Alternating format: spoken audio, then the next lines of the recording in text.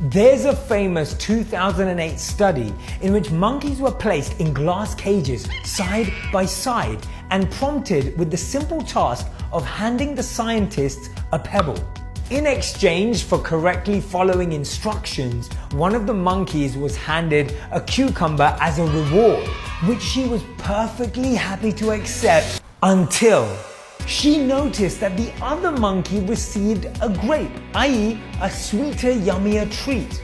Shocked over this inequality, she literally threw that cucumber at the scientist and rattled her cage in protest.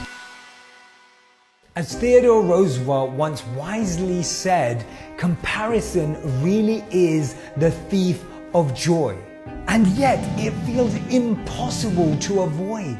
It's in equal measure primal as displayed by the monkeys as it is destructive.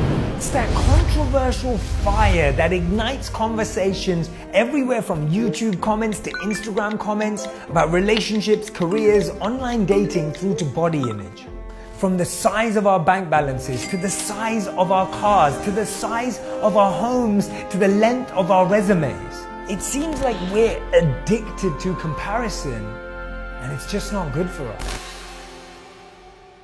The interesting thing is, we've always compared ourselves. Now it's just amplified and magnified. Social media has given us access to comparison 24/7. We used to only hear about the successes and failures of people we personally knew. Now we hear about everyone all of the time. Not only that, but we all know we only share the best parts, making everyone else feel like they're not being enough, doing enough, or living enough. So just because someone's life, job, body, car, whatever it is looks better on social media, doesn't mean they aren't dealing with their own problems and insecurities. So instead of wishing that our Instagram profiles have more likes, followers, and adventure, we can focus on building more memories. FOMO doesn't exist because we're not happy with what we're doing. It's because we think someone is happier with what they're doing. Research has found that comparison breeds envy, low self-esteem, low confidence, depression, anxiety, and even makes us lose trust in the people close to us. So it's pretty simple.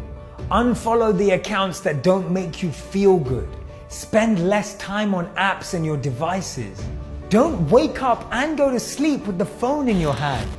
I know it's ironic because you're hearing this through a screen, but choose to follow the messages and the accounts that bring you alive. Comparison really breeds competition and makes you miss out on collaboration. Remember, your competition isn't other people.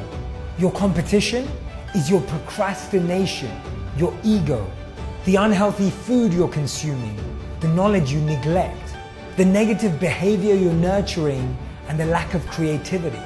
Compete against that. The only thing you should compare yourself to is the person you were yesterday.